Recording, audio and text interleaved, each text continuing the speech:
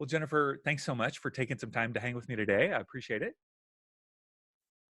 Thank you for having me. I'm thrilled to be here. I'm really excited. Good. Well, you are the very first person that I've ever talked to about the subject of Akashic records. And so this might be new for my audience, and I'm very excited to learn about it. So, what are the Akashic records? Tell me all about it. Give me a short education on this subject. I'd be happy to. I'm going to try and keep it as basic as possible because it's very easy to go in the jargon of things, right? Each of us in our own professions can get a Right. little too jargony. So, in various religious texts, and even if people are not religious, there's this reference to this book basically that holds all of the information about our soul. So, if we operate under the assumption that we have a soul and that we're here for a reason, we have laid out what kind of body we're going to have and our and appearance, so then that dictates our experiences in life and what types of parents we're going to have and how that contributes to cultivating our gifts. I can give you an example that my mom was very good at telling me her personal problems when I was very, very young. She was a Hmm. young mom. I really honestly don't begrudge her for that. But I see how I chose the perfect parent to help me do what I do now because she helped me cultivate listening skills like nobody's business, right? She taught me how to really hold space for people, how to make it about other people, how to be of service. Now, obviously, that also worked against me, right, at times and informed some of the choices that I made. But we all do that. We picked the perfect siblings, for example, or the perfect grandparents or the perfect whatever to I'm help gonna us evolve our soul. I'm gonna interrupt you here. So you're Okay. saying that you're using the word pick, that we picked a parent and we picked a sibling. Now, we have had an interview on the podcast that will come out prior to this one with Bernadette Logue, who runs the Daily Positive. And I talked with her a bit about that, that it sounds like you're believing that somehow we as a soul picked the parents that we came into being with. Is that right? Yes, if we operate under that assumption, we actually picked everything. It doesn't mean that we don't have free will. It doesn't mean that we don't make a series of choices once we get here. It doesn't mean that everything's completely predestined and that there's nothing in our control. But we, on a very meta level, we pick a variety of things that help shape us and guide us in the direction we're meant to go into so that we stay on our path and live out our purpose. Again, if we're going to operate under the assumption that we have a soul, we have a purpose for being here, and what is it?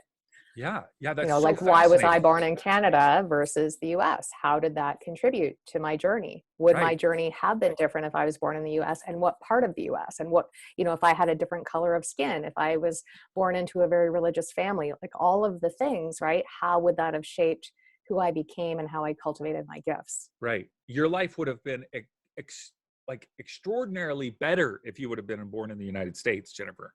I'm just going to say that. I'm kidding, of course. If people can't see this, you're shaking your head going, no. So interesting. So we somehow, as a soul, choose the families that we're going to be born into because we know ahead of time that this is going to help transform us in some way that will align and allow us to live out our purpose. Am I getting that right? Absolutely. And Okay. there may be people that are listening to this thinking, well, I was severely abused as a child. Are you trying to tell me that I picked this?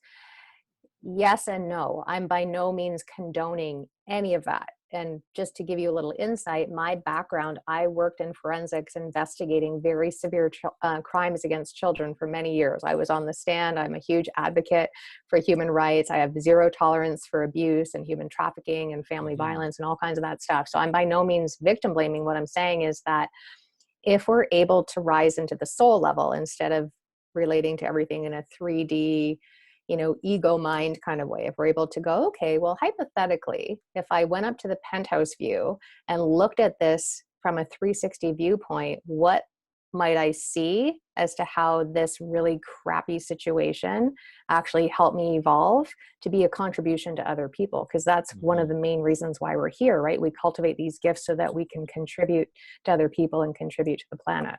Yeah, I love that. Okay, so now how do the Akashic records work into all of that? So the Akashic records hold information from previous existences. Now, some people will call it past lives, some people will call it parallel lives, but let's assume that the soul is infinite, that there is no real time and space outside of this planet. It's theorized that this is the only place that we measure time and space. Everything else is just energy, right? So if we have previous existences, then that information gets imprinted into these records. Now, some people actually view it as a physical book. Some people view it as this huge library and they can visually see things. Not everyone reads information that way. For me, I can see stuff, but I can also hear stuff. I can also sense things, right? I receive information differently. So it's not that there's an actual physical library structure like we would see on this planet, Mm-hmm. right? But metaphorically, we can go to that place. But it holds all of our past information. And that information is great to journey through because it shows us what have we already mastered? Because we don't come here to keep mastering stuff we've already mastered. We hold a record of what growth opportunities does my soul still have, and how can I best create that if I come to this planet? So again, who do I choose? Mm-hmm. Who are the best cast of characters, primary cast of characters, right, to help me throughout my entire life. And then it also informs us about what our gifts are, what our purpose is. So it holds all information about our soul. We can access those ourselves, but sometimes we're a little bit too close to that. Sometimes it's better to have someone else read that information for us because our ego mind is going to try and filter through what we want to hear, and or we're going to question information that we get. Okay, so I'm hearing you say that, and I think I'm saying this wrong. Are you saying Akashic and I was saying Akashic? What is it supposed to be? It's tomato, tomato. Okay. All right, I'm going to say I'm it your okay way. with Akashic. that. All right, Akashic records. That somehow there's this metaphorical in the spirit realm.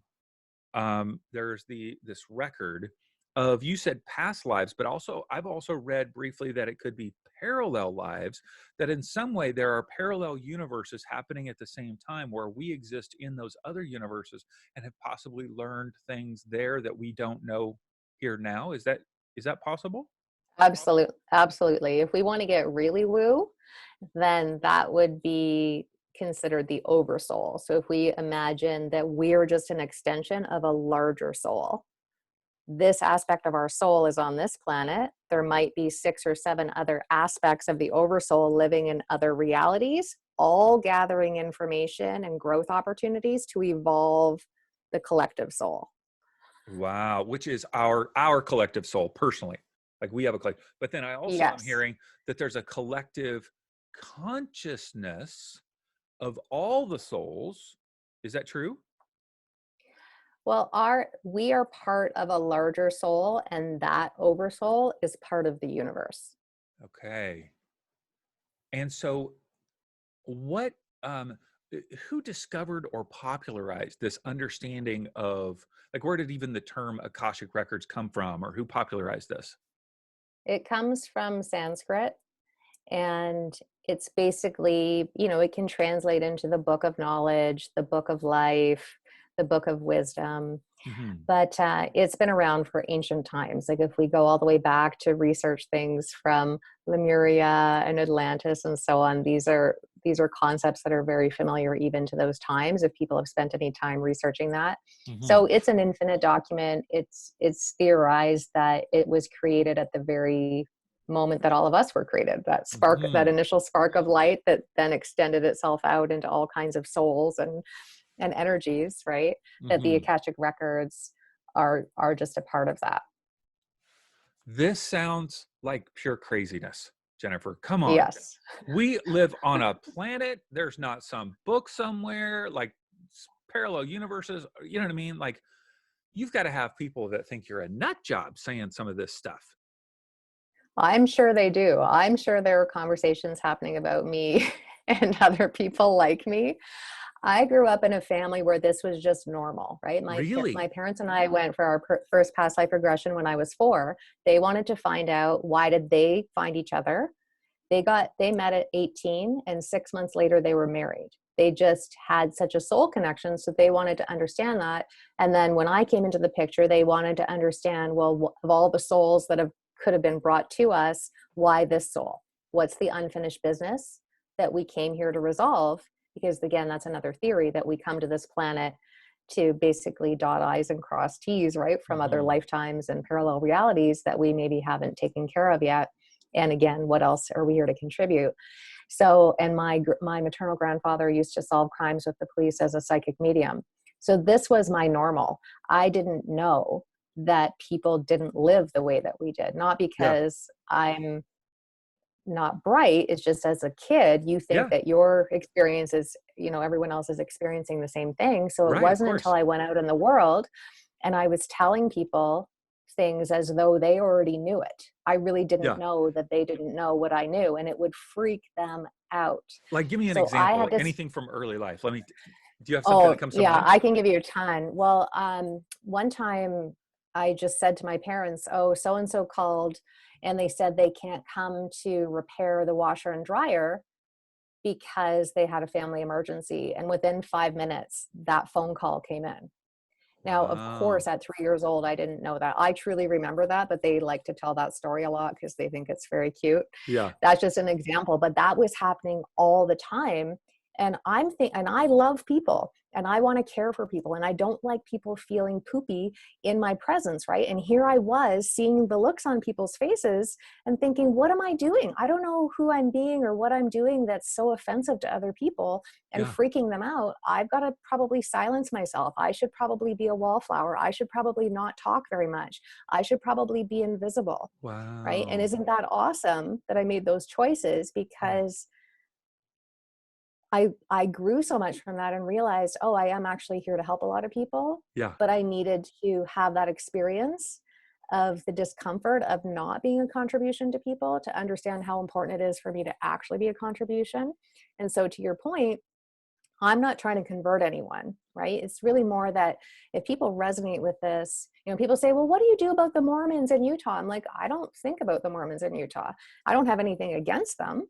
I wish them well, but I'm not trying to go around the planet and convert people. I'm just simply presenting some information. And if it resonates for people, which if it does, it usually resonates pretty strongly, Right. it's a way to just open people up to possibilities and even just expand concepts around the fact that this isn't just a 3D world. Yeah. Yeah. Wow. So fascinating. My listeners will laugh because I've said this to a couple people. But I grew up in a very conservative Christian world. And so I didn't know that there were, well, I did start to figure it out in elementary school when my parents wouldn't let me celebrate Halloween and everybody else did. Right. And so I've never been trick or treating ever before in my life. And so you're satanic pretty much. Like you're really scary. I say that in Yeah. jest because you seem like you're okay. Like I don't feel like you're. Um, so I love learning about these things from you because it's like, oh, I haven't been exposed to that. That's so fascinating. Um, so let's go with how do you access the Akashic records? Do you do that on a daily basis for yourself? Do you do that for other people? Can I do that for other people? Can I do it for myself? You know what I mean? I've got so many questions. Like, how do you access it? Do you say a certain mantra? Do you dial a phone number? Yes. What do we do? Yeah, I think it's the same, similar to hypnosis or really any kind of modality you want to learn. It's always nice to have a bit of a formula. I actually have the breakdown of how to access the records in a free gift that I have, just because people probably want that as a reference.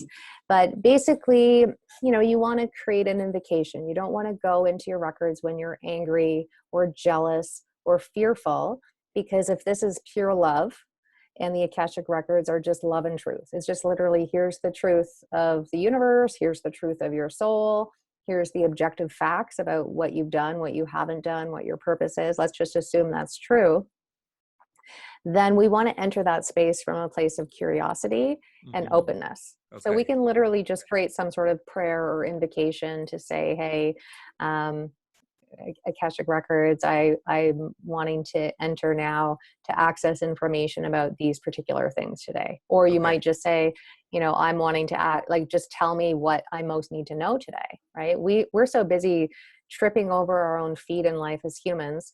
Why do we need to make things so challenging? If we can go to a higher source that can provide us with clarity or direction, Yeah. especially if we're feeling lost or we're confused or we're bombarded with too much information, this is a place we can go to receive clarity to make better choices as a human being. Now, how would you differentiate this from, say, just the term God? Like, I'm going to ask Mm-hmm. God for help, who is, if I believe that God is perhaps omniscient, all knowing, Mm-hmm. um, why wouldn't I just ask God these questions? You absolutely can. Most people have been conditioned through religion, and I'm not even saying any one particular religion. It really doesn't matter the religion. Most religions teach that there's a hierarchy to access God and that you're not worthy of accessing God, that you have to go through the hierarchy. And so, even though, yes, we're absolutely able to do that, and I do that all the time, Mm-hmm. right? It doesn't mean I don't go into the records, but if I just want to have conversations, I just connect in and have conversations because I believe we're all from that source. And so, if we're from that source, we have access to that source. That being said, because most people through their conditioning that they might not even realize is there, this book is kind of it's just a little outside of God. It's almost safer to go, what's it? Let me read from this book, right? That being said, if we believe that God created all things, then God also created the Akashic records as a way to store information so that we can track the evolution of our soul and use it for information to constantly evolve. I think we can all agree that it's our job as humans and it's our job in this universe to constantly evolve. And that Mm-hmm. even when we think something's truth, because we're always evolving as a human race, just the human race alone, then naturally the truths about humans and the truths about what we experience and what's real and what's not has to naturally evolve. We're a Mm-hmm. fluid system. Mm-hmm. Mm-hmm. So, can you access the Akashic records for me? Like, if I I feel cannot like, it if you're open, yes. can you do Not that? because I would think you would. Yeah, for sure. Can you do Are that you now? are you really willing? Yeah, Yes. this is so crazy. I don't know if I've ever, I'm just kind of nervous. Okay. What do we do? So the best way, well, I'll guide you in a moment, but I'm just going to give you a little pep talk. I'm going to be your I'm soul cheerleader right okay. now. I'm ready to be pepped. So when it doesn't mean that when we're skeptical things don't work, it just means that we can put up a barrier when we just mean to Mhm. put up a boundary, right? So it's Yes. totally natural for anyone that's about to access the information about their soul to be nervous Hmm. because the reason why most people don't do this is because they're nervous about what they're going to hear. Right. They're nervous about hearing that they're way off track. They're nervous about hearing, I just heard my Canadian accent there. They're nervous in hearing, what they've done in previous lifetimes. And I can assure you that if you've lived, other lifetimes, which the theory is that we've lived many, many lifetimes, you probably have murdered people just as I have. We've probably stolen people's cattle. We've done the things, but we've also had those things done to us. So we don't need Never to get even hung thought up about in that. that. Never thought about murdering people in a past life. Oh my gosh. We're all pretty good at pushing people off cliffs and making people walk the plank and all those things, but anyways, we're only going to hear information that's in service to our soul. The information that comes through is always in the spirit of how can this human being be served to keep walking their path and have more information to illuminate. So without the Akashic records, when we turn our headlights on in the dark, because we all are walking in the dark, right? Hmm. Like we're light beings, but we can only see so far ahead of us. Sure. So we might be able to see, I don't know, what is it, like 20 feet ahead of us, 30 feet ahead of us if we have Hmm. headlights on. The Akashic records, illuminating that might give us 60 or 70 feet ahead of us. We're not meant Hmm. to see everything at once. We actually wouldn't live and we wouldn't move if we saw everything in advance because we'd pick and choose what we wanted to do. If Hmm. we saw that there was going to be conflict in our future, but that on the other side of that conflict was something great, we'd be like, It's probably not yeah, that. It's I'm probably good. not that great. Exactly. So I share this just as a preface to the fact that whatever comes through for you is just meant for you to hear right now. Mm. It's always done from a place of love. It's never done from a place of judgment. Mm-hmm. And again, it's done in the spirit of how can we elevate this human being in front of us that is really just wanting to evolve and be a contribution and know, because we all want to know, does my life matter? Mm. Does my life have meaning? Mm-hmm. And what am I here to contribute? Mm-hmm. Every single human being wants to know that. So those are the questions that the Akashic Records answer. Interesting. Okay. That sounds good. I love it. So, Yeah, I'm all open. right. So are you ready? Yeah, of course. Okay. So I'm going to ask for your full and express commission, or permission, I should say, and commission, I guess, to open your Akashic Records. Yes, absolutely. Okay. Okie dokie. You might be feeling some energy. I can feel some energy in your chest. You might feel that as well. Most people feel a subtle shift in their energy, and they can feel almost like a homecoming. Like, oh, there I am. You can almost feel that aspect of your soul drop in, like, there I am. Hmm. Does this make sense as I'm saying this to you? Sure, sure. Okay.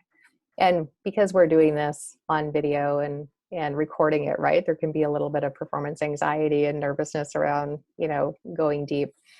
But what came through right away is that you're here to be a healer. So what you're doing right now is just a part of that. It's you're wanting to help other people overcome the things that hold them back from living their fullest life. That's what's coming through very clearly. And the religion, they're showing me an image of the religion, but they're showing it to me as though it's actually been really positive for you and really filled you up. That there's not any negativity around that, and that because you're a critical thinker, while your religion has served you and it's actually given you a lot of light, there's so much light around this. It's actually a really positive force in your life. It's also allowed you to have compassion for humanity and not get so attached to what people expect you to believe, so that you can actually take in other viewpoints, because you're here to actually affect the masses with your message. You're really just here to spread light. So this platform right now is actually perfect for you. There's a bigger platform that's waiting for you, and they're showing me that you're actually, you're just naturally nervous about allowing that in, but this probably isn't new to your consciousness, that you're wanting to actually have a much bigger platform. Mm. Does that resonate with you when you hear that? Mm-hmm. Sure, of course. Yeah. Okay, cool. So I'm just sharing what's sitting right on the surface. I like to do that because Mm-hmm. that usually allows someone to settle in a little more and realize that there is a connection happening. Mm-hmm. So do you have questions for your Akashic Records? Let's see. Questions.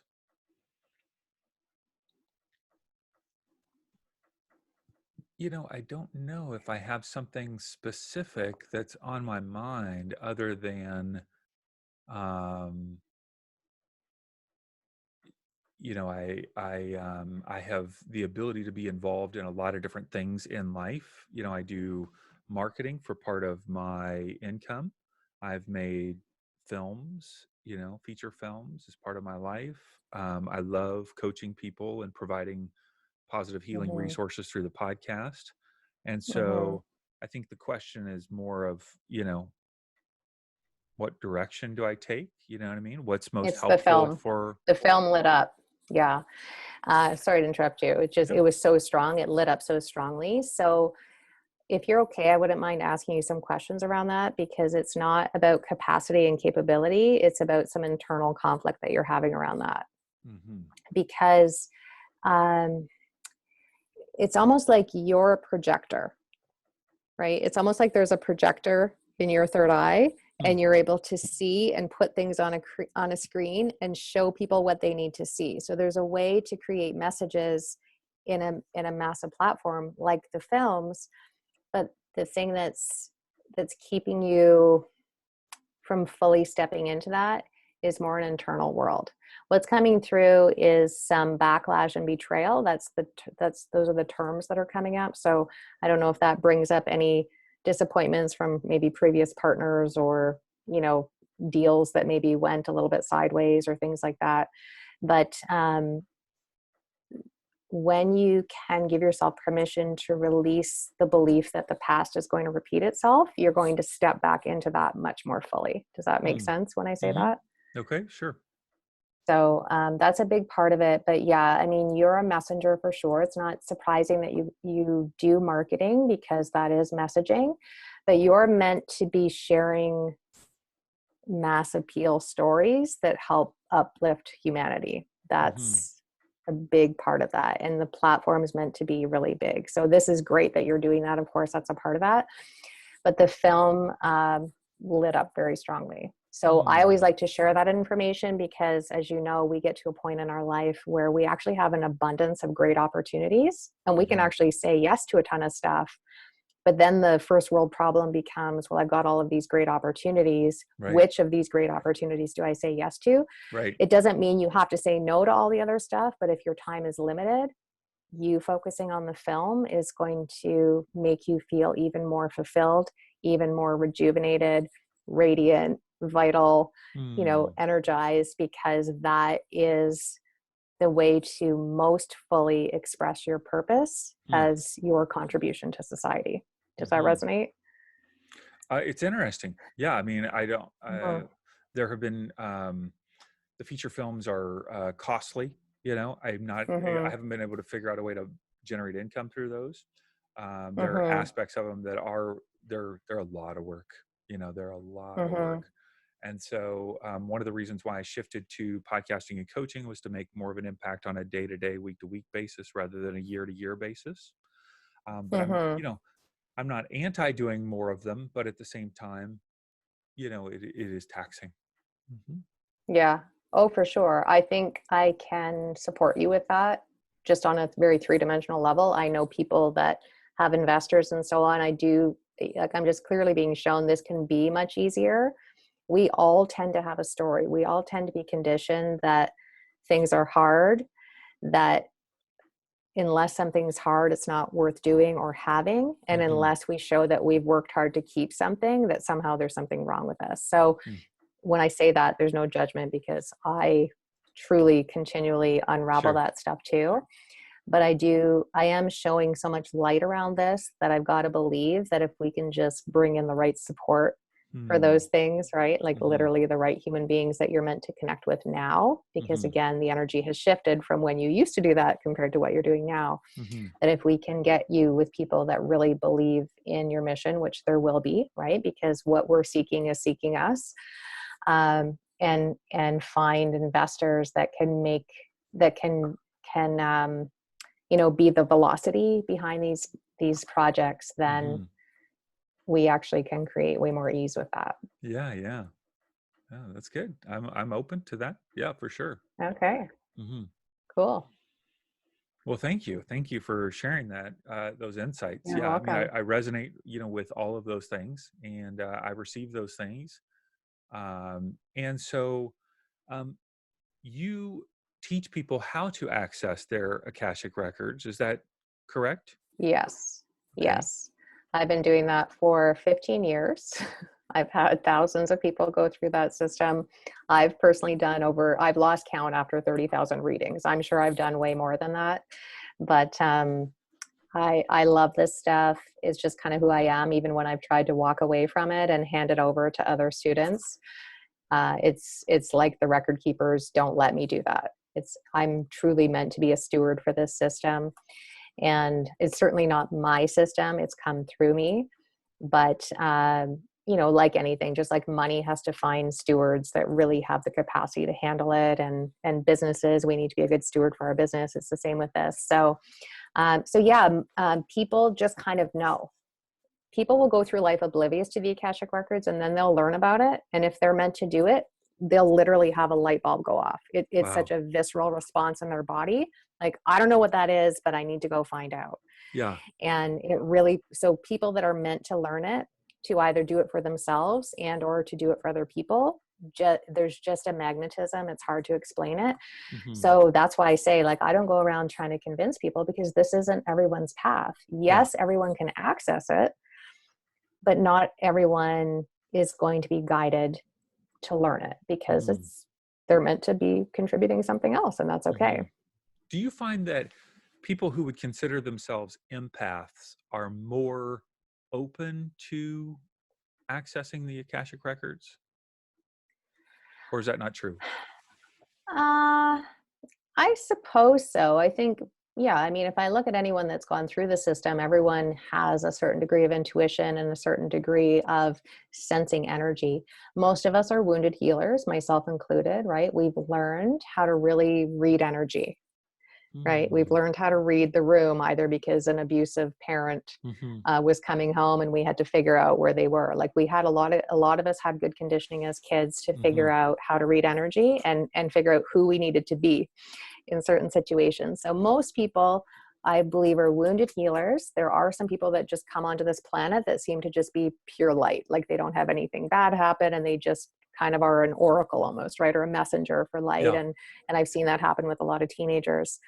Um, but yeah, some highly skeptical people will take it. They just go, "Ah, I'm getting this nudge and I can't figure out why, and I guess I'm just going to honor that." But they'll come in like a bit of a curmudgeon, Yeah. Yeah. right? And those are usually the people that get it the most. Sometimes the folks that are most intuitive want to do all this mental ping pong, right? And play the ping pong with their monkey mind. Oh, is this real? I don't know. This is, and Yeah. Yeah. they, because it's just their nature to second guess things and to whatever. But in my particular system, because I know that we're all wired to question ourselves because we've spent a lifetime being questioned. Hmm. Regardless of whether we're aware of our intuition or not, we're constantly asked, how do you know that? Who do you think you are?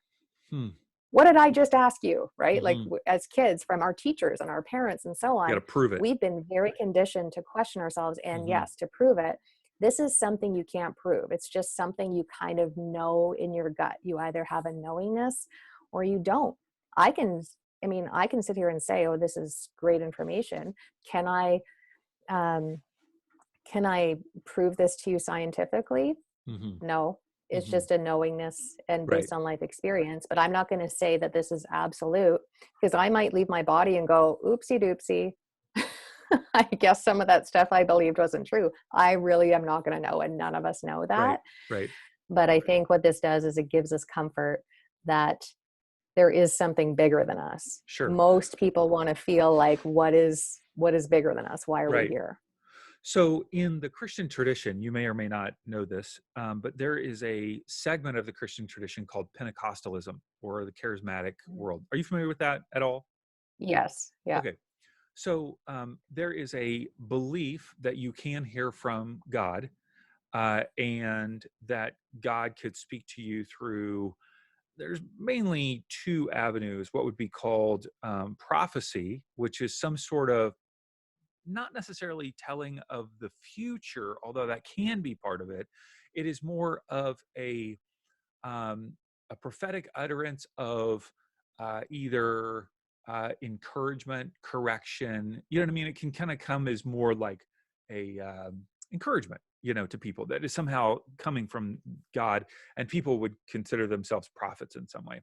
The other is through what would be called word of knowledge, which would mean that um, somehow I would know something about you that I wouldn't know otherwise in the 3D world, as you would say, and that it would be for your benefit. And um, for people that aren't part of that Christian tradition, that is just, it's just as wacky as what you're talking about.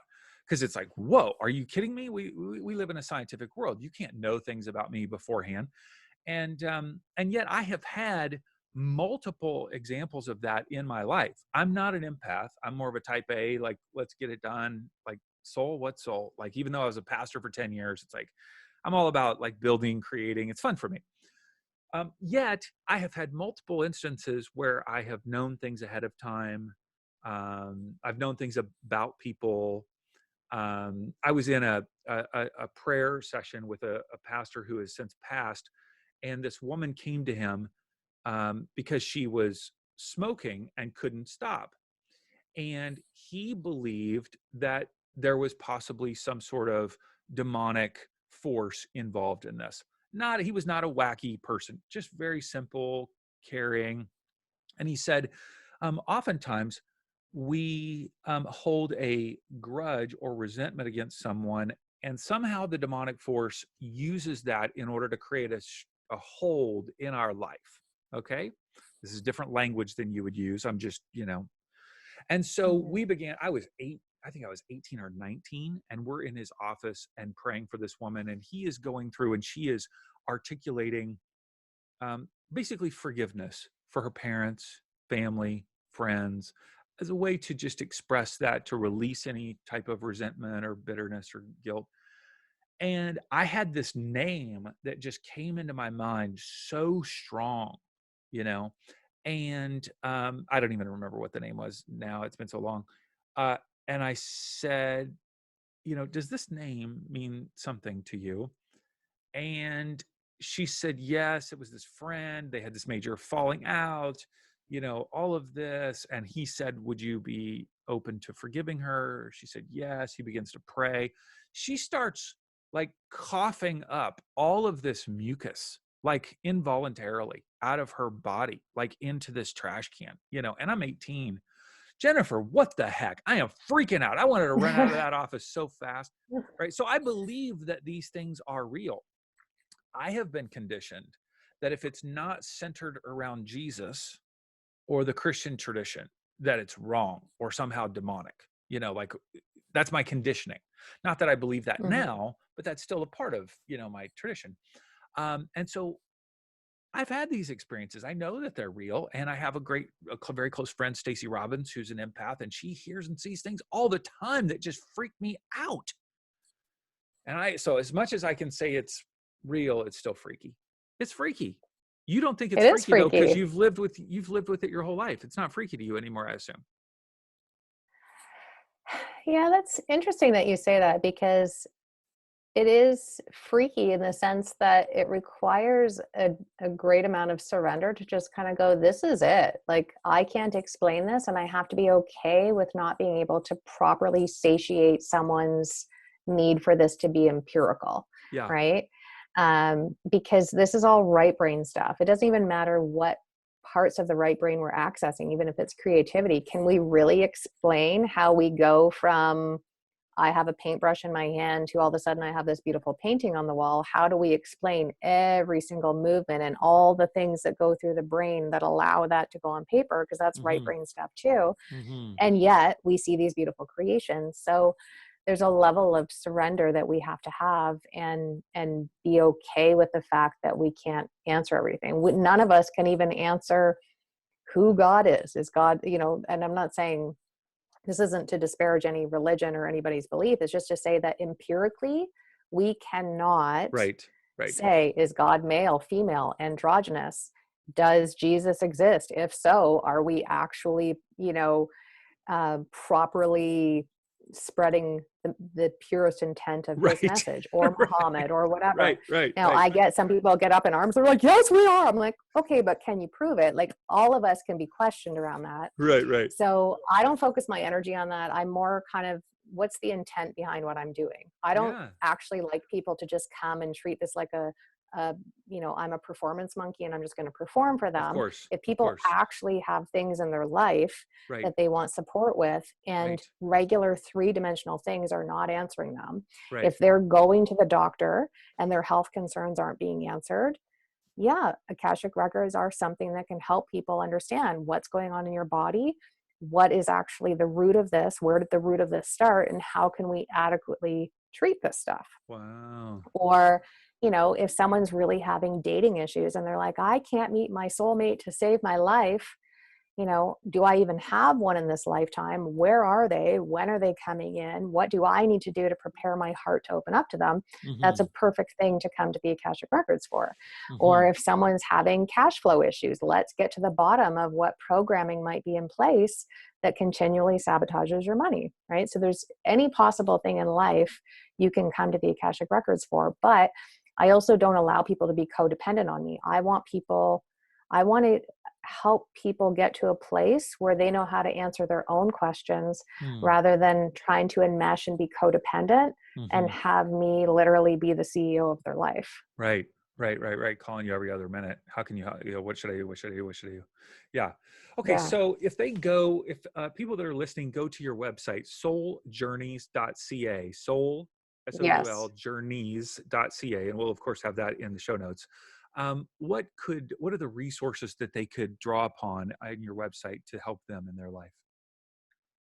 That's a great question. On the site, there's actually a free gift called the Soul Acceleration System. So in there, I have some actual training on the Akashic Records. I have a checklist, which is the 9 most important questions to ask yourself to get clear on your purpose.